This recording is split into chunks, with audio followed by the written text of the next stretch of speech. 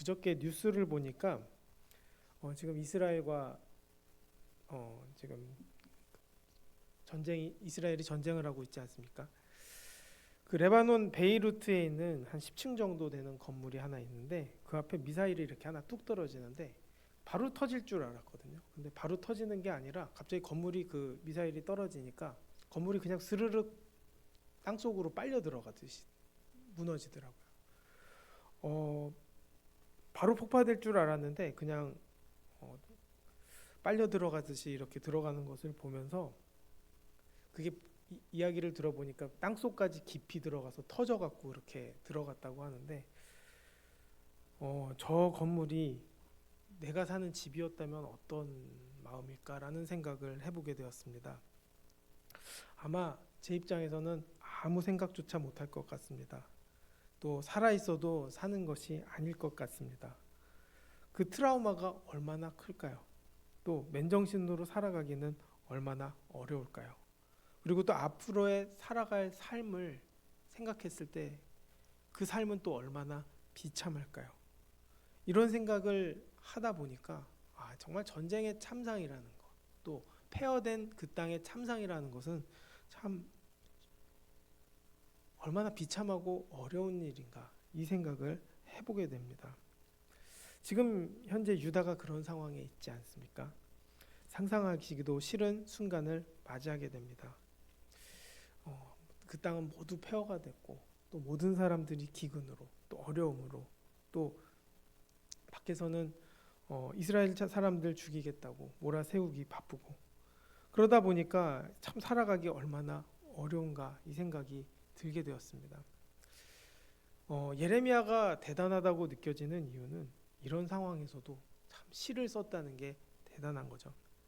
운율에 맞춰서 시를 썼습니다. 운율에 맞춰서 쓸 정신이 어디 있을까라는 생각이 듭니다. 그냥 쓰기도 바쁜 상황일 텐데 어떻게 보면 한가한 것처럼 보이게 느껴질 때도 있습니다. 그러나 왜 그렇게 했을까 생각해 보면 결국 후대에 이 현실을 전해야 했기 때문입니다. 지금의 비극을 전하면서 지금 세대와 또 앞으로의 세대에게 어떻게 살면 하나님의 은혜로 살고 또 어떻게 하면 이 땅이 망하는지 분명하게 알려주는 것이죠. 분명히 기억해야 할 것을 기억하게 하기 위함이라고 생각을 합니다. 하나님을 떠나 그분의 삶, 그분이 주시는 은혜를 거부한 삶의 모습이 어떤지 알려주고 또 다시 주님께 돌이켜서 이러한 비극을 경험하지 않기를 바라는 마음으로 쓴 것입니다. 예레미야는 4장에서 유다의 이 참상에 대해 정말 탄식하고 또 비통해하면서 모든 유다의 죄악들을 드러내고 있습니다. 사실 그들 나름대로 자신들이 선민이라고 생각하지 않았겠습니까? 특별한 하나님의 자녀라고 생각했지만 그리고 또 보배로운 존재로 생각했겠지만 결국 그들의 실체는 어떤 실체입니까? 보배로운 자들의 모습이 아니라는 것입니다. 그들이 변했다고 이야기하는 것이죠. 그래서 1절 말씀을 보면 금이 빛을 잃고 순금이 변질되었다고 합니다. 사실 순금이라는 것은 변질될 수 있는 것이 아닙니다. 금이 변하면 결국 그것은 온전한 금이 아닙니다. 가치가 떨어지게 되고 또 그 가치는 점점 변질되면 결국 그것은 금으로서의 역할을 하지 못합니다. 하나님의 자녀라고 소중하고 귀한 존재로서의 가치마저도 사라졌다는 뜻을 이야기하는 것이죠. 하나님의 자녀로서의 삶을 살지 않았기 때문에 성전마저도 성전으로서의 가치를 드러내지 못합니다. 결국 성소의 돌들이 어기마다 쏟아지게 되는 것입니다. 화려했던 시절은 어땠습니까? 솔로몬의 시절에는 모든 것이 금으로 되어 있다고 합니다. 솔로몬이 마시는 그릇도 금이고 또 궁의 그릇도 다 금입니다. 은이 없고 또 은을 귀하게 여기지 않았다고 합니다. 그리고 수많은 재산과 엄청난 조공을 받아가면서 살았던 것이 바로 그들의 화려한 시절이었죠. 누구보다도 강력했기에 사방으로는 대적이 없고 또 대적이 없기 때문에 평안함을 누렸고 그리고 온 세상 사람들이 하나님께서 솔로몬에게 주신 마음의 지혜를 들으며 그의 월급을 보기 원하며 각기 예물을 가져오며 태평성대를 누렸습니다. 그런데 그런 그들이 바로 그 빛을 잃고 또 순금이 변질되고 성소의 돌들이 다 쏟아졌다는 것은 결국 완전히 망했다라는 것을 보여주는 것이죠. 순금만큼 보배로운 하나님의 자녀들이 토기장이가 만든 질항아리 같이 여김을 받게 되었다는 것이죠. 슬퍼하며 살게 되었다는 것을 이야기합니다. 주님을 향한 마음이 변해서는 안 되는데 변질되어서 생긴 일입니다. 이렇게 되니 어떻게 됩니까? 결국 비참하게 굶어 죽습니다. 시체를 먹고 사는 들깨도 자기 새끼를 먹일 줄 알았건만 예루살렘의 여인들은 자녀를 먹이지 못한다고 합니다. 사실 그들의 황폐함의 상징이 무엇입니까? 들깨와 타조라고 합니다. 그래서 성경에서는 타조를 기피동물로 상징합니다. 새인데 날지 못하고 또 몸은 크고 머리는 작아서 멍청하다고 여겼기 때문입니다. 그리고 타조는 자기 새끼를 돌보지 않는다고 합니다. 그래서 잔인하고 씁쓸하며 또 불결하고 어리석은 동물로 묘사되는 것이죠. 그런 모습이 바로 그들에게서 드러나게 된다는 것입니다. 이런 상황에서 아이들은 어떻게 됩니까? 신체적인 고통을 겪을 수밖에 없습니다.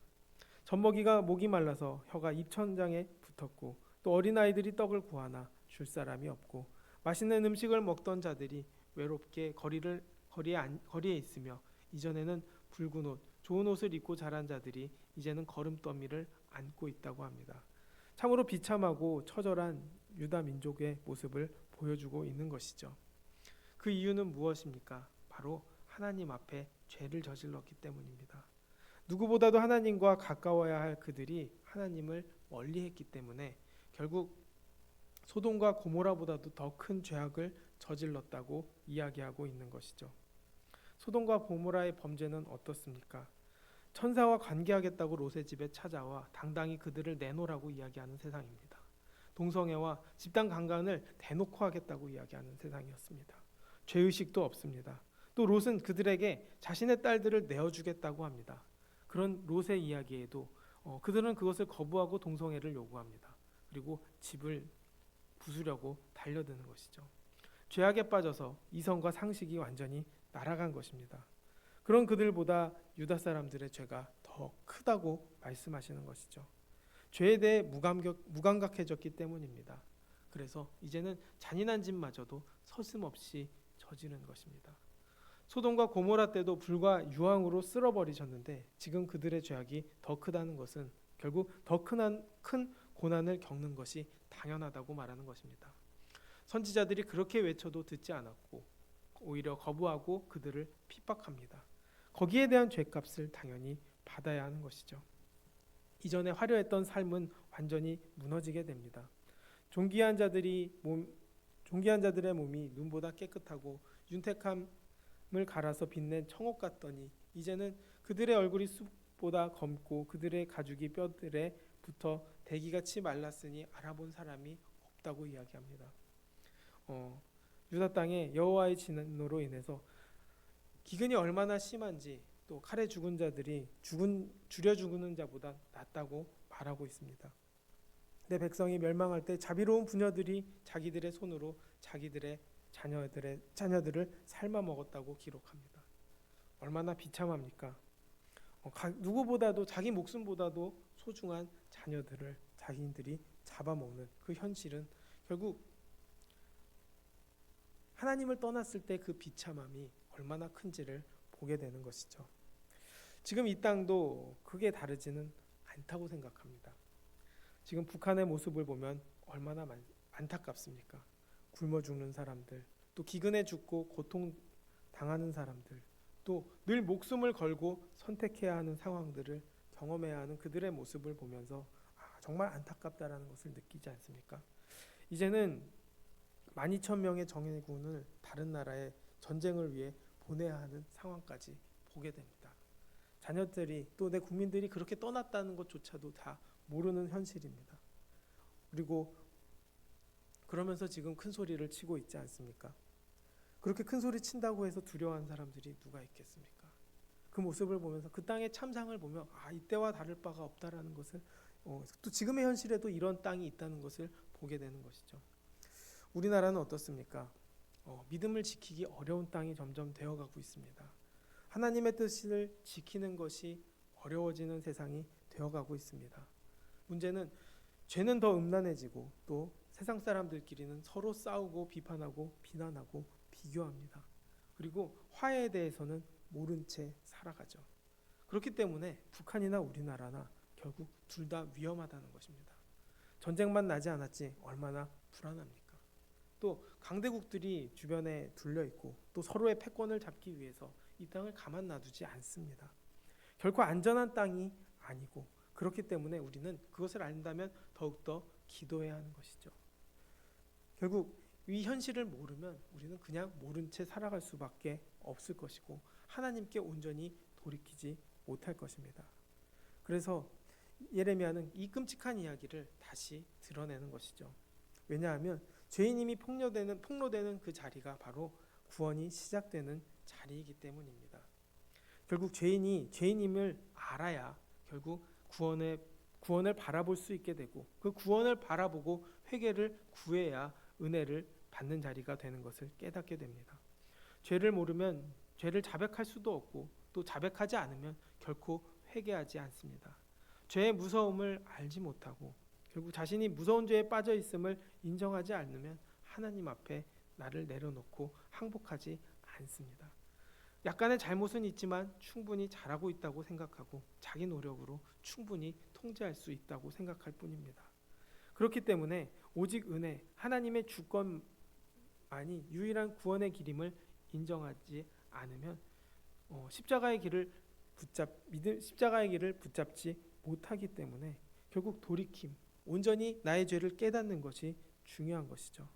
그래서 이 이스라엘 율법의 기능 중에는 죄를 깨닫게 하는 것이 기능이 있습니다. 그래서 이스라엘 역사의 대부분이 무엇입니까? 범죄하고 징계받고 회개하고 용서받습니다. 그런데 또 범죄합니다. 이 악순환이 계속 기록된 것이죠. 결국 모든 선지서의 내용이 무엇입니까? 주님 앞에 돌이키라는 회개를 촉구하는 내용들입니다. 이 회개했을 때 또 주님과 동행했을 때 축복받는 내용이 있고 또 멀어졌을 때 저주받는 내용을 받게 됩니다. 결국 이 모든 이야기가 성경의 이야기, 바로 주님께 돌이키고 주님을 붙잡으라는 이야기입니다. 사실 말씀을 전하고 또 말씀을 전할 건 이거밖에 없습니다. 주님 앞에 돌아오라고, 주님께 돌이키라고. 그러면 하나님께서는 또 인자하시고 또 사랑이 있으시기 때문에 당연히 우리를 좋은 길로 인도하시는 하나님 아버지라는 것을 결국 알게 하는 것이죠. 구원의 기쁨과 천국의 소망으로 달려가는 우리가 되기를 하나님께서는 원하신다는 것입니다. 그래서 불순종에 대한 저주를 길게 이야기하는 것도 결국 높아심에 그렇게 되지 않기를 바라는 마음으로 당부한 것이죠.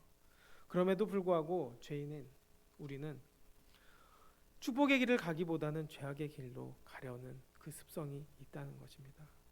결국 육체의 욕심 때문에, 육체 안에 욕망 때문에 하나님의 말씀을 받아들이지 못하는 것이죠. 결국 말씀으로 다시 돌이켜서 또 성령을 따라 삶을 살아가는 삶을 추구해야 결국 가능한 일이라는 것입니다. 철저하게 나를 내리고 또 철저하게 나를 쳐서 주님 앞에 복종시켜야 하는 것이죠.